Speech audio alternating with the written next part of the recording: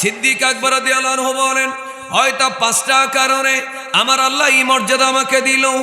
এক নাম্বার হলো, এই দুনিয়ার সমস্ত মানুষ 2টা জিনিসের জন্য আগ্রহী। এক নাম্বার, কেউ আছে তালিবুদ দুনিয়া, এই দুনিয়ার জন্য পাগল, দুনিয়ার সফলতা চায়, দুনিয়ার ক্ষমতা চায়, দুনিয়ার দ্বন্দ্বউলুত চায়, দুনিয়ার ব্যবসার লাভ চায়। আর আরেক শ্রেণীর মানুষ আছে তালিবুল আখিরা, এরা হচ্ছে আখিরাত চায়, বেহেশত চায়। আমি আবু বকরের 1 নম্বর, যদি কোনো মর্যাদা থাকে এর কারণ হলো আমি দুনিয়াও চাই না, আমি আখিরাতে চাই না, আমি শুধুমাত্র আমার আল্লাহকে চাই। মাওলা আলী রাদিয়াল্লাহু তাআলা বললেন সিদ্দিক আকবর রাদিয়াল্লাহু আনহুকে, আচ্ছা আপনাকে আল্লাহ যে মর্যাদা দিয়েছেন, এই মর্যাদা, এই পজিশন, এই মর্তাবা কারণ কি? হালাতু আহলিল হাকিকাতে মা আল্লাহ, ইমাম রিফাই রাহমাতুল্লাহ আলাইহি লেখা। সেখানে বলতেছেন সিদ্দিক আকবর রাদিয়াল্লাহু আনহু 5টা কারণ। কয়টা? 5।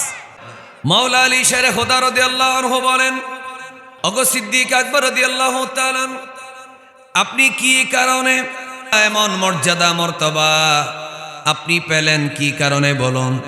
সিদ্দিক আকবর রাদিয়াল্লাহু তাআলা বলে 5টা কারণ। হয়তো আল্লাহ তাআলা পছন্দ করেছেন, এই জন্য আমাকে এই মর্যাদা দিয়েছেন। আফদালুল বাশার বাদাল আম্বিয়া, সমস্ত নবীগণের পরে যত মানুষ, যত নবীর উম্মত, সমস্ত নবীর উম্মতের মধ্যে সবচাইতে শ্রেষ্ঠ হচ্ছে সাইয়েদুনা সিদ্দিক আকবর রাদিয়াল্লাহু তাআলা, যিনি আমার নবীর মক্কার সাথী, হিজরতের সাথী, গারে সুরের সাথী। এবার মহব্বতে বলুন, মদিনা রওজা পাকে সিদ্দিক আকবর রাদিয়াল্লাহু আনহু আমার নবী সাল্লাল্লাহু আলাইহি সাল্লামের পাশে আছেন না? সিদ্দিক আকবর রাদিয়াল্লাহু আনহু বলেন, হয়তো 5টা কারণে আমার আল্লাহ এই মর্যাদা আমাকে দিল। এক নাম্বার হলো, এই দুনিয়ার সমস্ত মানুষ 2টা জিনিসের জন্য আগ্রহী।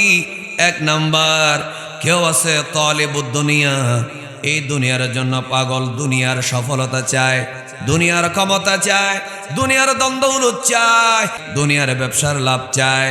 আর আরেক শ্রেণীর মানুষ আছে তালিবুল আখিরা, এরা হচ্ছে আখিরাত চায়, বেহেশত চায়।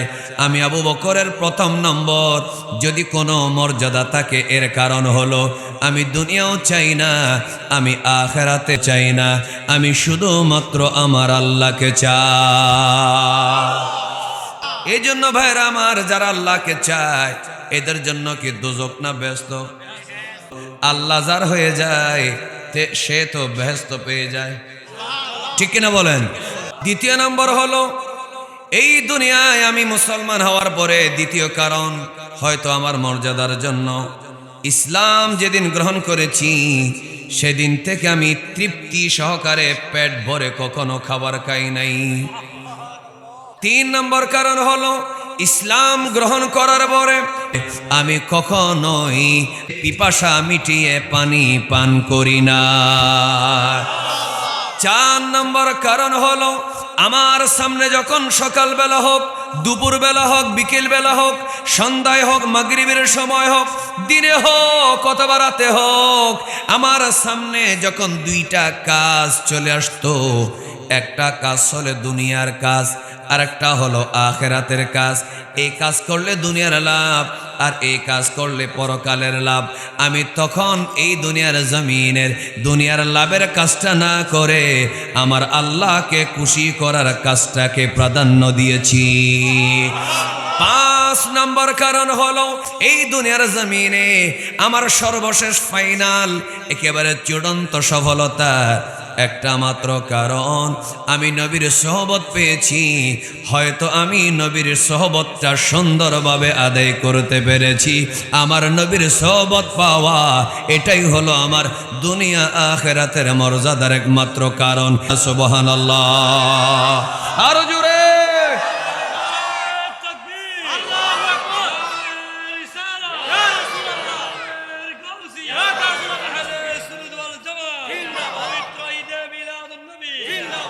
আল্লাহকে যে পাইতে চায়, হযরতকে ভালোবেসে আরশ কুরসি লৌহ কলম না চাইতে পেয়েছে সে হযরতকে ভালোবেসে আল্লাহকে যে পাইতে চায়।